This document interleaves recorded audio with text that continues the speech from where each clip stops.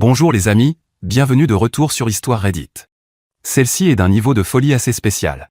Alors dites-moi, est-ce que vous vous êtes déjà demandé, vos parents passent toute votre enfance à dire à tout le monde, à chaque barbecue, chaque anniversaire, chaque dîner de famille, nous traitons nos deux enfants exactement de la même manière. Magnifique. Touchant.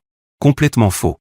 Parce que derrière les portes fermées, un enfant reçoit le monde entier sur un plateau d'argent, et l'autre reçoit, disons simplement, une tasse à café. Oui, une simple tasse à café. Pendant que son frère ou sa sœur sirote un chocolat chaud dans les Alpes suisses, lors de vacances à 13 000 $. Payé par les mêmes parents. Pour la même remise de diplôme. Et là où ça devient délicieux, c'est que cette histoire ne se termine pas avec l'enfant oublié en train de pleurer dans un coin. Oh non. Elle se termine avec quelque chose garé dans l'allée, qui a littéralement fait tomber des mâchoires.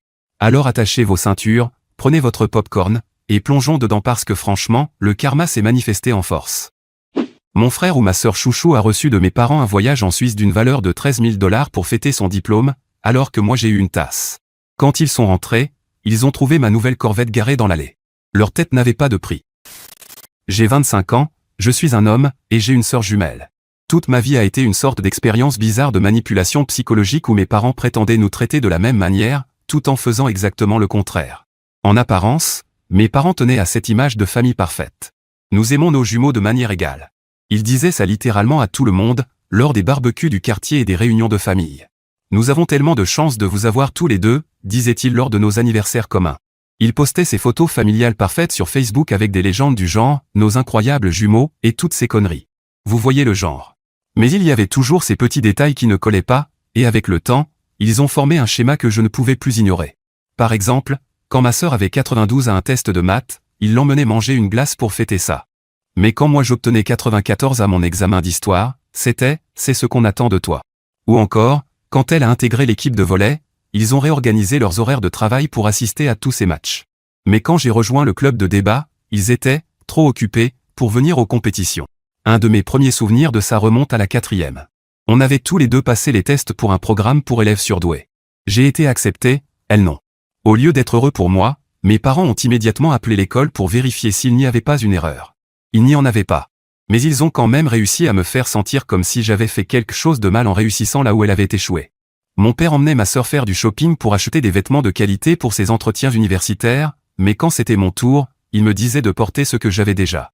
Les filles ont besoin de plus de choix, disait-il en haussant les épaules quand je le faisais remarquer. Ma mère passait des heures à aider ma sœur avec ses devoirs de maths. Mais quand je demandais de l'aide pour mes dissertations d'anglais, débrouille-toi. Tu es intelligent.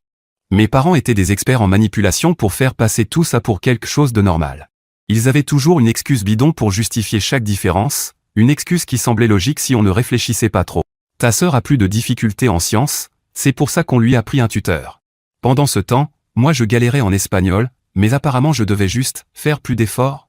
Ta sœur est plus sociable, c'est pour ça qu'elle a besoin d'un meilleur téléphone. Mais moi, vouloir un ordinateur plus performant pour mes projets de montage vidéo?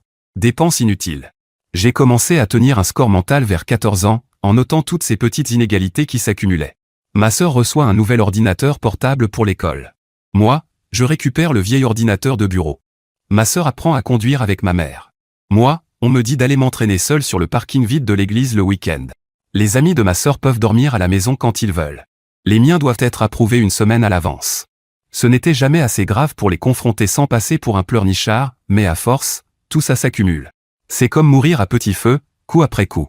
Le plus fou, c'est que je n'ai même pas réalisé à quel point c'était grave avant de passer plus de temps chez des amis. Voir comment d'autres parents traitaient leurs enfants, même sans être jumeaux, m'a fait comprendre que quelque chose n'allait vraiment pas chez moi. Les parents de mon pote Jake faisaient tout pour que leurs deux enfants aient les mêmes opportunités. Même couvre-feu, même argent de poche, même règles. Mes parents? Ils faisaient tout pour expliquer pourquoi ma sœur méritait plus que moi. Pendant des années, je me suis convaincu que j'exagérais. Peut-être que je méritais moins. Peut-être qu'elle avait vraiment besoin de plus d'aide. Le pire, c'était ce jeu psychologique qui me faisait douter de ce que je voyais pourtant clairement. Au lycée, le schéma était devenu impossible à ignorer. Quand on a eu nos permis, ma sœur pouvait utiliser la voiture de ma mère quand elle voulait. Moi, je devais donner un itinéraire détaillé pour emprunter le pick-up de mon père, et même là, la réponse était souvent non. Quand on a postulé pour l'université, ils ont passé des heures à l'aider, relire ses dossiers, corriger ses essais, organiser des visites de campus. Moi, le site internet explique tout. Après des années comme ça, on finit par accepter sa place. Parce que mes parents jouaient intelligemment. Ils avaient atteint un niveau expert en manipulation. Le second choix. Le jumeau moins important. Celui qu'ils ont eu, parce que les jumeaux vont par deux. Ne vous méprenez pas. Ils ne m'ont jamais maltraité physiquement ni rien de dramatique. Ils m'ont fourni le minimum. J'avais de la nourriture, des vêtements, une chambre. Ils venaient aux réunions parents-prof. Ils se souvenaient de mon anniversaire, bon, c'est le même que celui de ma sœur, donc difficile de l'oublier. Mais il y a une énorme différence entre subvenir aux besoins d'un enfant et lui faire sentir qu'il a de la valeur. Moi, j'avais le minimum. Ma sœur avait les deux. D'accord, attendez une seconde, voici une vérité inconfortable. Les personnes qui vous abîment le plus ne sont pas toujours celles qui vous font du mal directement. Parfois, c'est le silence de tous ceux qui regardent sans rien dire. Parce que lorsque tout le monde autour de vous décide que son confort est plus important que votre douleur, ce silence finit par vous convaincre que peut-être, vous ne comptez pas assez. Et c'est dia, c'est la blessure la plus profonde. Revenons à l'histoire. Quand on a terminé le lycée, l'université est arrivée, et je me suis dit que c'était enfin ma chance de sortir de l'ombre, d'arrêter d'être l'autre jumeau. Ma sœur est allée dans l'université prestigieuse de mes parents, une fac privée hors de prix. Évidemment, ils ont tout payé, les frais de scolarité, le logement, les repas, tout. Elle a même eu un super appartement juste à côté du campus, payé par eux, parce que les résidences universitaires étaient trop bruyantes pour étudier. Pendant ce temps, moi, j'ai bricolé avec des bourses et des aides financières pour intégrer une université publique. Ce n'était pas une mauvaise école du tout, juste pas assez prestigieuse pour que mes parents puissent s'en vanter dans leur country club. Quand j'ai reçu ma lettre d'admission, la première remarque de mon père a été « Bon, au moins c'est abordable ». J'ai quand même dû prendre un job à temps partiel au service informatique du campus pour payer mes livres et mes dépenses quotidiennes. Quand j'ai appelé à la maison pendant mon premier semestre pour dire que j'avais du mal à jongler entre le travail et les cours, mon père m'a répondu directement « C'est une bonne chose pour toi. Tu dois apprendre la responsabilité financière ». Pendant que ma sœur postait des photos de ses séances shopping payées par papa et maman, l'excuse était toujours « On n'a pas assez pour vous deux », avec ce faux air triste. Et le programme de ta sœur coûte plus cher. Étrange comme il trouvait toujours de l'argent pour ses voyages de spring break à Cancun, ou cette fois où ils lui ont offert un MacBook Pro parce que son cours de design en avait besoin, alors que moi je devais continuer à utiliser mon ordinateur vieux de 5 ans qui mettait 10 minutes à démarrer. Bref. Je suis resté discret et j'ai fini par trouver ma voie à l'université, le montage vidéo. Ça a commencé en aidant des amis avec leurs projets de cinéma. Puis j'ai commencé à travailler avec de petits youtubeurs qui avaient besoin de montage. Rapidement, je faisais du freelance pour de vraies chaînes avec des abonnés, puis pour des petites marques et entreprises. J'ai construit une liste de clients assez solide tout en suivant mes cours. J'ai même commencé à gagner pas mal d'argent. Rien d'extraordinaire, mais suffisamment pour arrêter de bosser au service informatique dès ma dernière année. Mes parents ne m'ont jamais vraiment posé de questions à ce sujet. Quand j'essayais de leur montrer des projets dont j'étais fier, ils hochaient la tête en disant « c'est bien », avant de changer de sujet pour parler de ma sœur. Ils pensaient simplement que je m'amusais sur Internet quand je parlais de mon travail. Mon père a même un jour appelé ça « mon petit hobby sur ordinateur », quand des membres de la famille lui ont demandé ce que j'étudiais. Pendant ce temps, le stage de ma sœur dans une boîte de marketing était apparemment la plus grande réussite depuis l'invention du pain tranché. Puis est arrivée la remise des diplômes. On terminait tous les deux le même semestre. Elle avec son diplôme en commerce, moi en médias numériques. Mes notes étaient meilleures que les siennes, même si personne ne s'en souciait, et j'avais déjà un travail freelance stable, alors qu'elle cherchait encore un emploi. On a organisé un grand dîner de famille pour célébrer notre fin d'études. Ma grand-mère était là, des tantes, des oncles, toute la famille. Mes parents ont fait toute une mise en scène en annonçant qu'ils avaient des cadeaux spéciaux pour nous deux. Ils laissaient entendre depuis des mois qu'ils préparaient quelque chose d'incroyable. Ils ont donné une enveloppe à ma sœur en premier. Elle l'a ouverte et a littéralement crié comme si elle avait gagné à la loterie. À l'intérieur, une confirmation pour un voyage de luxe de 3 semaines en Suisse. Hôtel 5 étoiles, vol en première classe, visite privée des Alpes, et même $2000 d'argent de poche. Un voyage d'au moins $13 000. Tout le monde était impressionné pendant qu'elle faisait passer la brochure avec les hôtels de luxe et tout le reste. Puis ce fut mon tour. Mon père m'a tendu une carte cadeau Amazon de $100 et une tasse, meilleur diplômé du monde, qu'ils avaient probablement achetée à la boutique du campus en venant au dîner. La pièce est devenue silencieuse. Même ma sœur avait l'air mal à l'aise. Ma grand-mère faisait semblant d'être fascinée par sa serviette. Il y a autre chose, ai-je demandé. En essayant de ne pas paraître capricieux, mais aussi en me demandant s'ils avaient oublié le reste de mon cadeau dans la voiture. Mon père a carrément rigolé. Ta sœur a mérité ce voyage avec sa moyenne parfaite et son emploi déjà assuré chez Anderson Firme. Et toi, qu'est-ce que tu as accompli à part jouer sur ton ordinateur? Je suis resté là, à le fixer. Je n'avais pas besoin d'un emploi, j'en avais déjà un. Je travaillais en freelance, je gagnais de l'argent réel. Mais ça ne comptait pas, parce que ce n'était pas un job de bureau classique. Ma mère est intervenue. On est simplement réaliste, chérie. Ta sœur a une vraie carrière devant elle. Toi, tu dois te concentrer sur trouver un vrai travail au lieu de t'attendre à des récompenses pour le minimum. Attendez. Petite pause ici. Voici la vérité inconfortable que personne ne veut admettre. Parfois, les personnes qui bloquent votre confiance ne sont pas des inconnus. Elles sont assises à votre table de remise de diplôme. Parce que c'est Cédia qui me frappe le plus. Ce type gagnait déjà de l'argent. Il avait déjà de vrais clients. Il avait déjà construit quelque chose à partir de rien, sans aide, sans soutien, sans encouragement. Et ses parents ont regardé tout ça, pour quand même dire, trouve un vrai travail. Il ne doutait pas de sa carrière. Il doutait de lui. Et ça fait mal. Revenons à l'histoire. Je devais me concentrer sur trouver un vrai travail. Voilà. 22 ans à prétendre que nous étions traités de manière égale venait de partir en fumée. Il n'essayait même plus de le cacher. Aucune explication ne pouvait rendre 13 000 $ contre 100 $, équitable. Aucune excuse bidon sur des besoins différents ne pouvait combler un tel écart. Ma tante a essayé de détendre l'atmosphère en me demandant quels étaient mes projets après l'obtention du diplôme, mais je n'écoutais presque pas. J'avais l'impression que la pièce tournait. Je fixais juste cette stupide tasse pendant que ma sœur parlait de la visite du chocolat qu'elle allait faire à Zurich. Je n'ai rien dit. J'ai simplement hoché la tête et je suis parti plus tôt, en prétextant une deadline en freelance. Même si j'avais envie de renverser la table et de tous les envoyer balader, j'ai juste souri et je suis parti. Quand je suis rentré à mon appartement, je suis resté assis dans le noir pendant des heures. Tous ces souvenirs de cadeaux similaires au fil des années me sont revenus en pleine figure. Ce n'était pas dans ma tête. Ce n'était pas moi qui étais trop sensible. La preuve était là, un billet en première classe pour la Suisse contre une carte cadeau qui ne couvrait même pas un manuel correct. Ils sont partis en Suisse avec ma sœur la semaine suivante, en me disant de profiter de ce temps pour comprendre ce que je voulais faire de ma vie, comme si j'étais un loser sans direction, au lieu de quelqu'un qui s'était battu pendant ses études tout en construisant un business. Ma mère m'envoyait des photos de ma sœur devant le Cervin et en train de manger de la fondue dans un chalet. J'ai arrêté de répondre au bout du 3e jour. J'étais assis dans mon appartement, en train de me morfondre, quand mon téléphone a vibré, me sortant de mon apitoiement. Le nom affiché m'a fait hésiter. C'était mon oncle Josh. Petit contexte, mon père a un grand frère, l'oncle Josh, et ils ne se parlent plus depuis environ 15 ans. Une vieille histoire de rancune liée au testament de mon grand-père que mon père n'explique jamais vraiment, il marmonne juste quelque chose sur une trahison et un héritage. D'après ce que j'ai compris, mon grand-père a laissé à mon oncle un terrain de grande valeur que mon père convoitait, et mon père a estimé avoir été lésé, parce que c'est lui qui s'était occupé de leur père dans ces dernières années. La position de mon père envers mon oncle Josh était extrême. Il nous a carrément interdit de le voir quand j'avais environ 10 ans, le traitant de voleur et de traître. Quiconque mentionnait son nom, trahissait la famille. Dramatique ? Oui. Efficace ? Pas vraiment. Parce que bien sûr, au fil des années, j'ai fini par le voir en cachette. Peut-être par esprit de rébellion, ou peut-être parce que j'avais juste besoin de quelqu'un qui ne me traitait pas comme si j'étais invisible.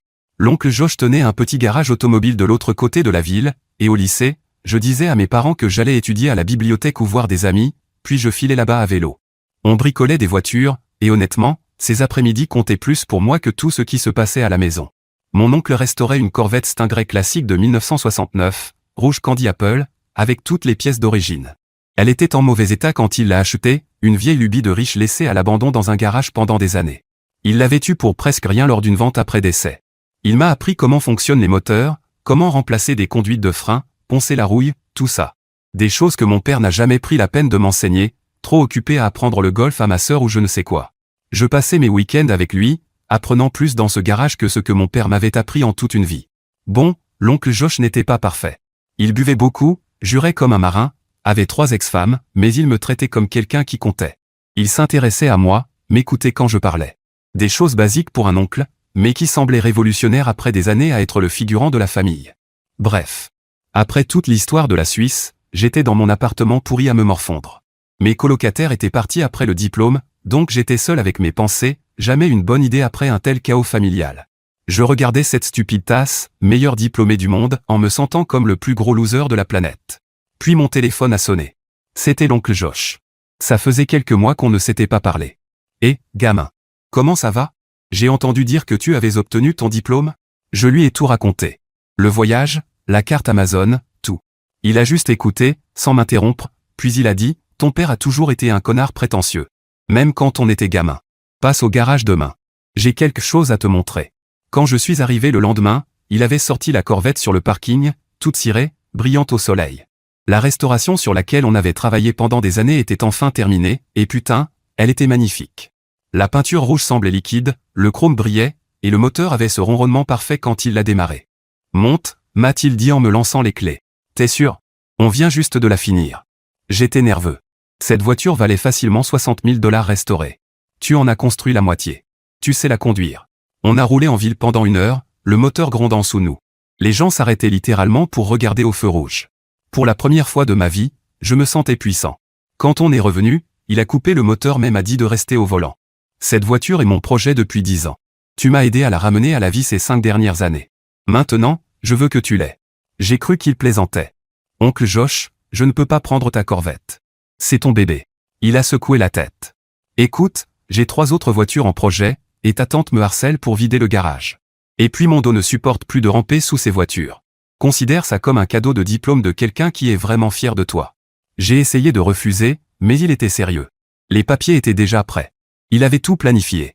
Le soir même, j'étais propriétaire d'une Corvette restaurée de 1969 valant au moins 60 000 $. Ça ne va pas encore plus énerver mon père? Ai-je demandé en signant les papiers. Mon oncle a souri. Considère ça comme un bonus. Le timing ne pouvait pas être plus parfait.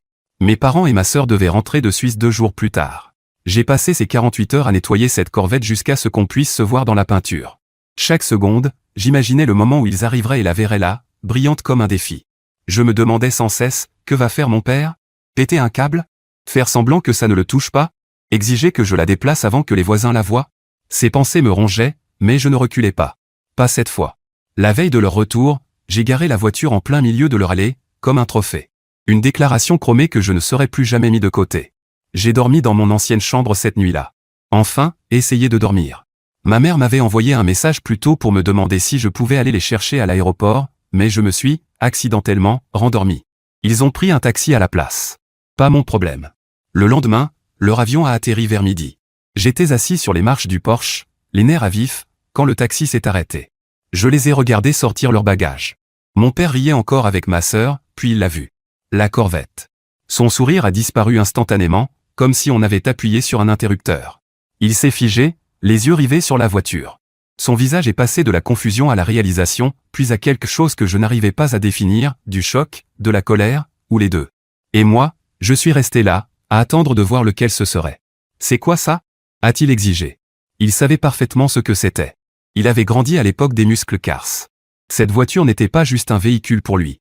C'était une déclaration. Et le fait que ce soit moi qui la fasse. C'était ça, le vrai problème. Mon cadeau de diplôme, ai-je dit, en forçant ma voix à rester calme alors que mon cœur battait à tout rompre. Je voulais paraître détaché, mais mon pouls résonnait dans mes oreilles. Je me préparais à l'explosion, mais je ne comptais pas reculer. Pas cette fois. Ma mère s'est précipitée vers moi, encore en train de tirer sa valise. Tu ne peux pas te permettre une chose pareille. Qu'est-ce que tu as fait? Dis-moi que tu n'as pas contracté un prêt pour une voiture. J'ai haussé les épaules. Je ne l'ai pas acheté. C'est un cadeau. Mon père a fait le tour de la voiture, l'inspectant comme s'il cherchait un défaut. Quand il a vu le cadre de plaque du garage de l'oncle Josh, il s'est littéralement mis à trembler. Josh t'a donné cette voiture? Tu voyais Josh derrière mon dos? Ma sœur est restée là, avec son bronzage de Suisse, l'air confuse, probablement en train de calculer comment tout ça affectait sa position d'enfant préféré. J'aide l'oncle Josh à restaurer cette Corvette depuis des années, ai-je dit, sans même chercher à le cacher. Il m'a tout appris sur les moteurs et la carrosserie. On l'a reconstruite ensemble. Il voulait que je l'aie, vu tout le travail que j'y ai mis. Le visage de mon père s'assombrissait à chaque mot, comme s'il allait faire un AVC. Toutes ces années, tu nous as menti, tu es allé le voir derrière notre dos. Tu ne m'as pas laissé beaucoup de choix, ai-je répondu. Tu nous as interdit de lui parler quand j'étais enfant. Parce qu'il a volé cette famille. A crié mon père, en postillonnant. Je ne sais rien de ça. Je sais juste qu'il m'a toujours traité avec respect. Sors-moi cette chose de mon allée. Tout de suite. Mon père était en mode explosion totale. Ma mère a tenté de jouer les médiatrices, posant sa main sur son bras. Calmons-nous et parlons-en à l'intérieur. Toujours à vouloir étouffer les conflits. Mais mon père était allé trop loin. Tu as 2 choix, a-t-il dit en me pointant du doigt. Tu rends cette voiture à Josh et tu t'excuses d'avoir agi derrière notre dos, ou tu prends tes affaires et tu quittes cette maison. Je ne vis plus ici, lui ai-je rappelé. J'ai mon propre appartement. Alors on en a fini ici, a-t-il lâché en attrapant sa valise pour entrer. N'attends aucune aide de notre part quand cette épave tombera en panne ou que tu ne pourras pas payer l'assurance. Ma mère l'a suivi, me lançant ce regard triste comme si c'était moi le problème après toute leur connerie. Ma sœur a attendu qu'il soit à l'intérieur avant de murmurer. La voiture est vraiment géniale, mais tu sais ce que papa pense de l'oncle Josh. J'ai simplement hoché la tête. Profite bien de ton chocolat suisse. Plus tard dans la soirée, mon père m'a appelé. Je me suis dit qu'il s'était peut-être calmé, mais non. Tant que tu gardes cette voiture, tu choisis Josh plutôt que ta famille. Réfléchis bien. Rends-la et on pourra passer à autre chose. Je n'ai pas hésité. J'y ai déjà réfléchi. Et peut-être que ça n'a rien à voir avec l'oncle Josh. Peut-être que ça a à voir avec le fait d'être enfin reconnu, au lieu d'être le second rôle de la famille. C'est ridicule. Tu n'es pas un second rôle. On t'a tout donné. Comment oses-tu? Je lui ai raccroché au nez. La première fois de ma vie. Et putain, ça faisait du bien. Cette nuit-là, j'ai roulé dans ma nouvelle Corvette, vitres ouvertes, musique à fond, avec l'impression d'avoir lancé une grenade au milieu de la dynamique familiale. Une partie de moi se sentait coupable. Je ne suis pas quelqu'un de conflictuel, mais une plus grande partie ressentait une étrange liberté, comme si j'avais enfin arrêté de prétendre que tout allait bien alors que ce n'était clairement pas le cas. Les jours suivants ont été intenses. Ma mère m'a appelé une quinzaine de fois. J'ai laissé la plupart des appels aller sur la messagerie, mais quand j'ai fini par répondre, elle était en mode gestion de crise. Ton père ne pensait pas ce qu'il a dit. Il était juste choqué. Tu sais comment il est quand il est surpris. Classique. Toujours à excuser son tempérament. Il me semblait pourtant très clair, ai-je répondu. Il est juste blessé que tu aies vu Josh toutes ces années sans nous le dire. Ça ressemble à une trahison. J'ai éclaté de rire. Une trahison? Vous m'avez traité comme un citoyen de seconde zone toute ma vie. Et moi, voir l'oncle Josh, c'est une trahison. Ce n'est pas vrai. On vous a toujours aimé de la même manière. Sa voix tremblait maintenant. Maman, vous venez littéralement d'offrir à ma sœur un voyage à 13 000 $ pendant que moi j'ai eu une tasse. N'insulte pas mon intelligence en prétendant que c'est équitable. Elle a essayé de se justifier. Une histoire comme quoi ma sœur avait besoin de reprendre confiance après un entretien raté, et qu'il prévoyait de faire quelque chose pour moi plus tard. Bien sûr, maman. Bien sûr. L'approche de mon père était différente. Il m'a envoyé un message, quand tu seras prêt à te comporter comme un adulte et à discuter rationnellement, fais-moi signe. De la part du mec qui avait fait une crise dans l'allée, l'audace. Pendant ce temps, ma sœur jouait sur les deux tableaux. Elle m'envoyait des messages du genre, papa est vraiment bouleversé, tu devrais t'excuser. Et juste après, tu pourrais me faire un tour en Corvette un de ces jours? Toujours à penser à elle-même. Après une semaine de ce manège, mon père a fini par rappeler. Je pensais qu'il s'était calmé, prêt à avoir une vraie discussion. Pas du tout. J'ai réfléchi à la situation, et je suis prêt à te faire une offre, a-t-il dit, comme si on négociait un contrat. Je t'écoute. Rends la voiture à Josh, et ta mère et moi t'aiderons à acheter quelque chose de plus adapté pour un jeune diplômé. On peut compléter ton apport pour une berline raisonnable. J'ai failli m'étouffer avec ma boisson. Tu es sérieux? J'essaie de trouver un compromis, a-t-il répondu, agacé. Papa, la Corvette est à moi. L'oncle Josh me l'a offerte pour mon diplôme, quelque chose que toi et maman n'avaient pas jugé utile de faire correctement. Cette carte cadeau Amazon était parfaitement raisonnable. Tout le monde n'a pas droit à un voyage de luxe après l'université. Exactement. Tout le monde, sauf ma sœur. Il a changé de stratégie. Pense au coût de l'assurance. À l'entretien. Ces vieilles voitures sont des gouffres financiers. J'y ai pensé. Je peux me le permettre. Mon petit hobby informatique rapporte plutôt bien, même si tu n'as jamais pris la peine de t'y intéresser. Un silence. Tant que tu gardes cette voiture, tu me manques de respect, ainsi qu'à tout ce que j'ai fait pour toi. Je ne veux plus la voir garée dans mon allée. Parfait. Je ne comptais pas venir souvent de toute façon. C'est comme ça? Tu choisis une voiture plutôt que ta famille. Et là, j'ai craqué. Non, papa. Je choisis d'être respecté pour une fois dans ma vie. La voiture n'est qu'un symbole. Ça fait 25 ans que toi et maman faites du favoritisme en attendant que je fasse semblant de ne rien voir. C'est ridicule. Nous n'avons jamais. Ça suffit. J'arrête de faire semblant. Soit vous reconnaissez que vous nous avez traités différemment et vous vous excusez, soit je prends mes distances. La balle est dans votre camp. Il est resté silencieux un moment, puis. Je pense que tu devrais prendre du recul et revoir ton attitude. Quand tu seras prêt à t'excuser d'avoir agi derrière notre dos et d'avoir accepté un cadeau d'un homme qui a volé cette famille, nous serons là. Puis il a raccroché. Je suis resté là, à fixer mon téléphone, comme dans une autre dimension. Comment pouvait-il ne toujours pas voir? Était-il vraiment aveugle à ce point, ou espérait-il simplement que je cède comme avant? Quoi qu'il en soit, il était clair que rien ne changerait. J'ai envoyé un message à ma mère. Je ne rendrai pas la voiture. Je ne m'excuserai pas d'avoir accepté un cadeau de diplôme de quelqu'un qui me valorise réellement. Si papa ne peut pas l'accepter, c'est son problème. Le lendemain, ma grand-mère m'a appelé, curieuse à propos de toute cette histoire de voiture. Je lui ai tout raconté, le favoritisme, le voyage en Suisse contre la tasse, le cadeau de l'oncle Josh, l'ultimatum de mon père. Au lieu de défendre mon père comme je m'y attendais, elle a soupiré et admis que parfois, les gens se convainquent qu'ils sont justes alors qu'ils ne le sont pas. Quand je lui ai demandé si elle avait remarqué le favoritisme, elle n'a pas hésité. Tout le monde l'avait vu, mais personne ne pensait que c'était à eux de dire quoi que ce soit. Ça m'a frappé de plein fouet. J'avais passé des années à croire que j'exagérais, pendant que tout le monde regardait en silence. Quand je lui ai demandé ce que je devais faire, elle a été très claire. Garde la voiture, vis ta vie, et arrête de te diminuer pour que ton père soit à l'aise. Venant de sa propre mère, ce conseil avait une toute autre portée. Au bout de 3 semaines de confrontation, mon père était passé à l'ignorance totale de mon existence.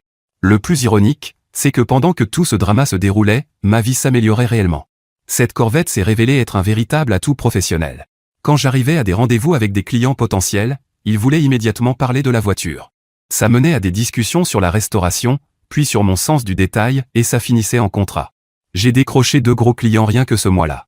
J'ai même commencé à sortir avec une barista super mignonne qui avait complimenté la voiture quand je suis passé à son stand. Le courant est passé tout de suite. Et pour la première fois, j'étais avec quelqu'un qui s'intéressait vraiment à ce que je faisais, sans me comparer à qui que ce soit. Quand juin est devenu juillet, je m'habituais à ma nouvelle normalité. Contact minimal avec mes parents, quelques messages avec ma sœur, des balades régulières dans ma voiture incroyable, un business qui grandissait, une nouvelle copine. Tout allait mieux. Puis j'ai reçu l'invitation pour la réunion familiale annuelle à la maison au bord du lac de mes grands-parents, en août. Celle où l'oncle Josh n'était jamais invité, parce que mon père refusait de venir s'il était là. Ma grand-mère m'a appelé personnellement. Je veux que mes 2 fils soient présents cette année. Je ne rajeunis pas, et cette dispute dure depuis trop longtemps. Ton grand-père serait enfin en paix si on tournait la page. Papa sait que l'oncle Josh est invité? Pas encore, a-t-elle admis. Mais il devra faire avec. La vie est trop courte pour ces bêtises. Je ne lui ai pas donné de réponse tout de suite. J'ai passé 2 semaines à me demander si je devais y aller.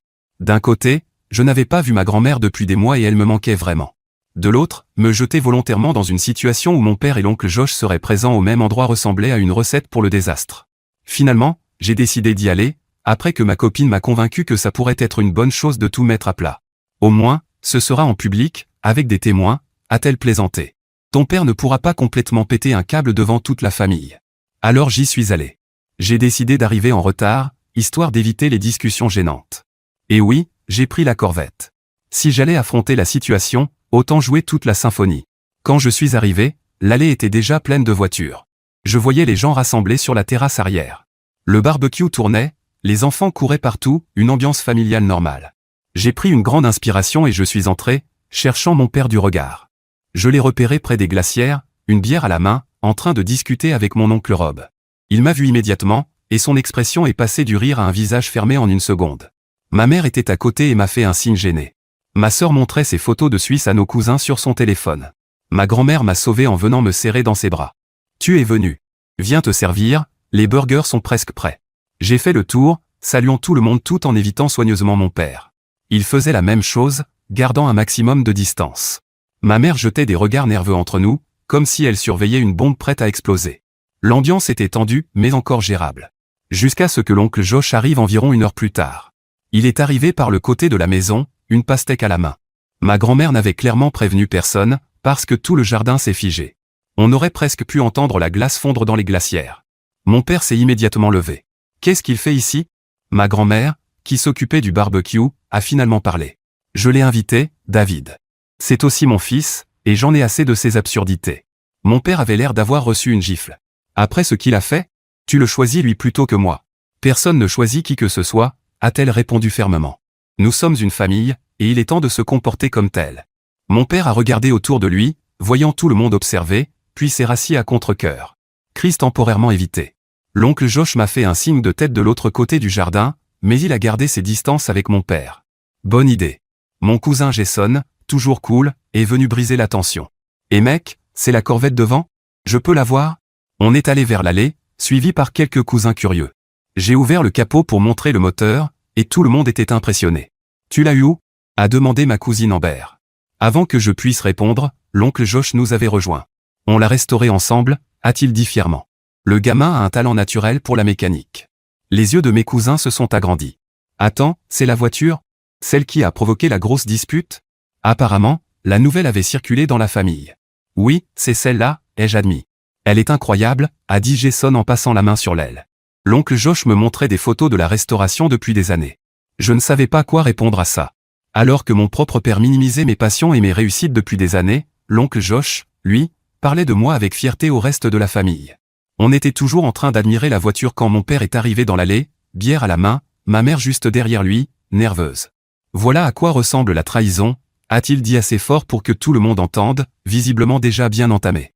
Mon propre fils complotant avec mon frère derrière mon dos pendant des années. J'ai soupiré. Ça y est. Papa, personne n'a comploté contre toi. J'ai juste aidé mon oncle à restaurer une voiture. Après tout ce qu'on a fait pour toi, a-t-il continué en m'ignorant complètement. Et là, j'ai craqué. J'avais retenu ça pendant des semaines, des années, en réalité. Quelque chose en moi s'est brisé. J'ai ri. Impossible de m'en empêcher. Tout ce que vous avez fait pour moi? Comme quoi, exactement? On t'a logé, nourri, habillé, payé tes études. J'avais des bourses et des prêts pour l'université, ai-je corrigé. Et oui, vous avez assuré le minimum. Bravo d'avoir respecté l'obligation légale envers votre enfant. À ce stade, toute la famille était rassemblée autour de l'allée, observant la scène. Ma sœur a essayé d'intervenir. Allez, ils nous ont toujours soutenus tous les deux. Je n'en pouvais plus. Des années à accumuler, à ravaler l'injustice, tout est sorti d'un coup. Sérieusement? Tu te souviens quand tu as eu une voiture pour nos 16 ans et moi un abonnement de bus? Ou quand tu es parti en Europe après le lycée et moi j'ai eu une carte cadeau? Ou il y a 3 mois, quand ils ont dépensé 13 000 $ pour ton voyage en Suisse pendant que moi j'ai eu une foutue tasse. Silence total.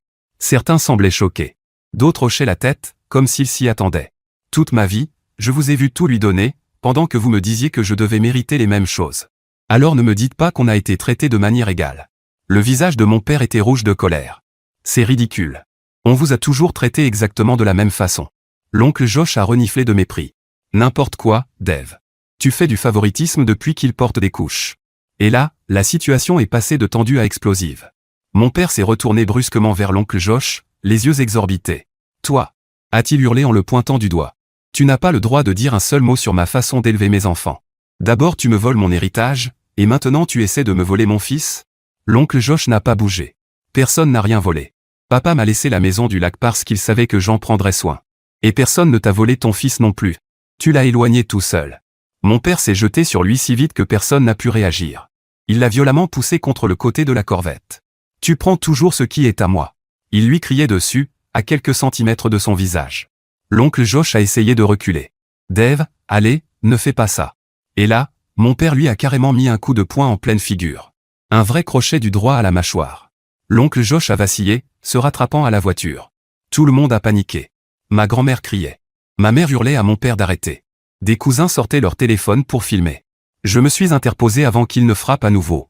Mais qu'est-ce que tu fais? Il a essayé de me pousser. Dégage de là. Non. Tu te calmes, maintenant. L'oncle Josh essuyait le sang sur sa lèvre, l'air plus triste qu'énervé. C'est exactement pour ça que ton père et moi ne nous parlons plus depuis 15 ans, gamin. Il ne sait pas se contrôler quand il n'obtient pas ce qu'il veut. Mon père écumait presque de rage. Ne parle pas à mon fils. C'est mon fils, pas le tien. Alors commence à te comporter comme un père au lieu d'un dictateur, a répliqué l'oncle Josh. J'ai posé ma main sur son épaule, à la fois pour vérifier qu'il allait bien et pour montrer mon soutien. Mon père a regardé ma main, puis mon visage, et quelque chose s'est brisé en lui. Donc c'est comme ça? Tu le choisis lui plutôt que ton propre père? Juste pour une voiture? Je choisis de ne pas te laisser agresser ton frère en plein rassemblement familial, ai-je répondu. Mon père a ri, un rire étrange, creux. Eh bien, je suppose que tu as fait ton choix. Il m'a regardé droit dans les yeux. Tu n'es plus mon fils. Les mots sont restés suspendus dans l'air, comme quelque chose de tangible. Silence total. Ma mère a laissé échapper un cri. Ma sœur avait l'air de vouloir vomir. David, tu ne penses pas ça? A dit ma grand-mère depuis le bord de l'allée. Si. Absolument, a-t-il répondu sans me quitter des yeux. Aucun fils à moi ne trahirait sa famille de cette façon. J'aurais dû être détruit. Brisé. Mais honnêtement, tout ce que j'ai ressenti, c'était du soulagement. Comme si la dernière chaîne qui me retenait à des années d'abus émotionnels venait enfin de céder. Très bien, ai-je dit calmement. Si c'est ce que tu veux. Mon père semblait déstabilisé par mon absence de réaction. Il s'attendait sans doute à ce que je supplie. Quand je ne l'ai pas fait, il s'est contenté de tourner les talons et de marcher vers sa voiture. David, attends. A crié ma mère en courant derrière lui. Quiconque reste ici choisit ce voleur plutôt que moi. A-t-il lancé par-dessus son épaule. Barbara, on y va. Ma mère hésitait, regardant entre lui et moi. Je suis désolé, a-t-elle murmuré avant de le suivre. Classique. Toujours choisir la solution la plus facile. Mon père a lancé un dernier ordre à ma sœur, viens. À la surprise générale, y compris la mienne, elle a secoué la tête. Je reste, a-t-elle dit doucement. Je crois que j'ai besoin d'entendre ça. Mon père l'a regardée comme si elle venait de le trahir, puis il est monté dans sa voiture et est parti en trombe, seul. Ma mère a hésité, puis a couru après lui, montant dans la voiture au dernier moment. La réunion familiale s'est complètement effondrée après ça. Certains se disputaient pour savoir s'ils auraient dû parler plus tôt. D'autres vérifiaient la lèvre de l'oncle Josh, juste une coupure, rien de grave. Ma grand-mère était assise sur les marches, épuisée. L'oncle Josh a refusé la glace et a pris une bière à la place. J'attendais ce coup depuis 15 ans, a-t-il dit en grimaçant. Je suis désolé, lui ai-je dit. Pourquoi? Tu n'as frappé personne. Mais il t'a frappé à cause de moi. À cause de la voiture. Il a secoué la tête. Non, gamin. Il m'a frappé parce qu'il a toujours été jaloux et contrôlant, incapable d'accepter quand les choses ne vont pas dans son sens. C'est comme ça depuis qu'on est enfant. Il a regardé autour de lui, le chaos du rassemblement gâché. C'est ma faute. Je n'aurais pas dû venir. Ma grand-mère nous a rejoints. N'importe quoi. C'est ta famille aussi, Josh. C'est David qui doit grandir. Je suis resté encore 1 heure, discutant avec l'oncle Josh et mes cousins pendant que la tension retombait. Ma sœur est restée à distance, sous le choc, puis elle est venue me parler. Elle a admis qu'elle n'avait jamais vraiment remarqué le favoritisme, pensant simplement qu'ils étaient plus durs avec moi parce que j'étais plus indépendant. Quand je lui ai dit que c'était exactement ce qu'il voulait qu'elle croie, elle avait l'air sincèrement bouleversée et s'est excusée. Ce n'était pas suffisant pour effacer des années de ressentiment, mais c'était déjà quelque chose. En rentrant chez moi ce soir-là, je me sentais étrangement plus léger. Mon père m'avait renié devant toute la famille, et pourtant, ça ressemblait à de la liberté. Comme si j'avais enfin le droit d'arrêter de chercher une validation que je n'aurais jamais. Le lendemain, des dizaines d'appels manquaient de ma mère et de ma sœur. Silence total de mon père. Apparemment, renier quelqu'un signifie ne plus lui parler. L'oncle Josh m'a appelé le lendemain. Ton père est venu au garage avec un avocat. Il dit qu'il va me poursuivre pour aliénation affective. Il prétend que je t'ai retourné contre lui. Ma mère a appelé juste après, en pleurs. Ton père parle à des avocats pour récupérer la Corvette. Il dit que Josh n'avait pas de titre clair. La voiture est légalement à moi, lui ai-je rappelé. Les papiers ont été transférés il y a des mois. S'il te plaît, rends-la. Ça détruit la famille. La voiture n'est pas le problème, maman. Le problème, c'est le comportement de papa. 3 jours plus tard, mon père m'a envoyé une lettre d'avocat me demandant de cesser toute déclaration diffamatoire sur leur parentalité et de rendre le véhicule, obtenu illégalement. Mon ami avocat m'a dit que ça ne valait même pas le papier sur lequel c'était imprimé. Franchement, j'en avais assez. J'ai bloqué tout le monde. Plus aucun contact, sauf avec ma grand-mère. 2 semaines plus tard, mon entreprise a décroché un gros contrat avec Horizon Streaming. J'ai emménagé dans une maison avec un bureau et j'ai embauché 2 assistants. L'oncle Josh et moi, on continue de se voir chaque semaine pour boire une bière. La menace de procès de mon père est tombée à l'eau. D'après ma grand-mère, il raconte à tout le monde que je fais une crise et que je finirai par revenir en rampant. Ma sœur, elle, est retournée vivre chez eux après n'avoir pas trouvé le travail qu'elle voulait. La Corvette roule toujours parfaitement. Ma copine et moi faisons des balades le week-end le long de la côte. Aucun drame familial dans le rétroviseur. Parfois, je me demande ce qui aurait pu être différent s'il nous avait traités de manière égale. Si mon père avait valorisé mes passions comme il valorisait celles de ma sœur. Si ma mère m'avait défendu au lieu de cautionner son comportement. Mais on ne peut pas changer le passé. On peut seulement décider de ce qu'on accepte à partir de maintenant. Et moi, j'ai décidé que je n'accepterai plus jamais d'être le bouc émissaire de la famille. Le jumeau qui n'était jamais assez bien a construit une vie qui parle d'elle-même. Et c'est la seule validation qui compte. Après que mon père m'a renié lors de la réunion familiale, il a essayé de poursuivre mon oncle et de s'en prendre à mon entreprise. J'ai coupé les ponts avec tout le monde et maintenant, je vis ma meilleure vie. Alors ma famille YouTube, voici mon avis sur cette histoire. Maintenant que vous avez tout entendu, parlons-en vraiment, parce qu'il se passe beaucoup plus de choses ici qu'un simple drame familial. Tout d'abord, ce que les parents du narrateur lui ont fait subir toute sa vie n'était pas seulement injuste, c'était profondément destructeur. Ce favoritisme lent et silencieux est presque pire qu'un mauvais traitement évident, parce qu'il vous fait douter de vous-même. Vous passez des années à vous demander, est-ce que je suis fou? Est-ce que j'exagère? Et ce doute constant, ce n'est pas un hasard. C'est le résultat de 2 parents tellement obsédés par leur image de famille parfaite qu'ils ont manipulé leur propre fils pour le faire taire. Le voyage en Suisse contre la tasse à café n'était même pas la vraie blessure, c'était simplement le moment où le masque est enfin tombé. Maintenant, parlons de sa sœur, CIS, je veux être prudent ici, parce qu'elle n'est pas la méchante de cette histoire. Elle a bénéficié d'un système qu'elle n'a pas créé. Mais dire qu'elle n'avait jamais remarqué le favoritisme? Franchement.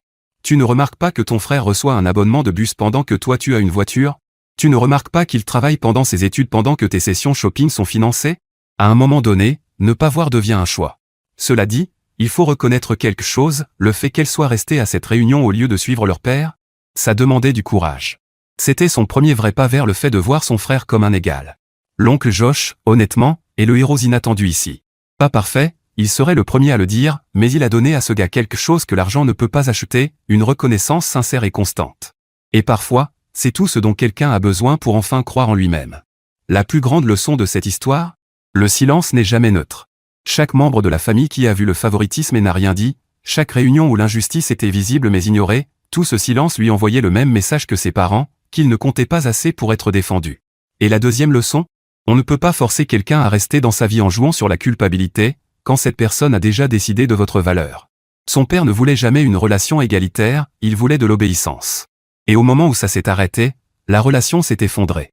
Parce que ce n'était jamais vraiment une relation, pour commencer. Alors les amis, qu'en pensez-vous? Dites-le moi dans les commentaires ci-dessous. Et merci de m'avoir rejoint aujourd'hui sur Histoire Reddit. N'oubliez pas de liker et de vous abonner. À très bientôt dans la prochaine vidéo.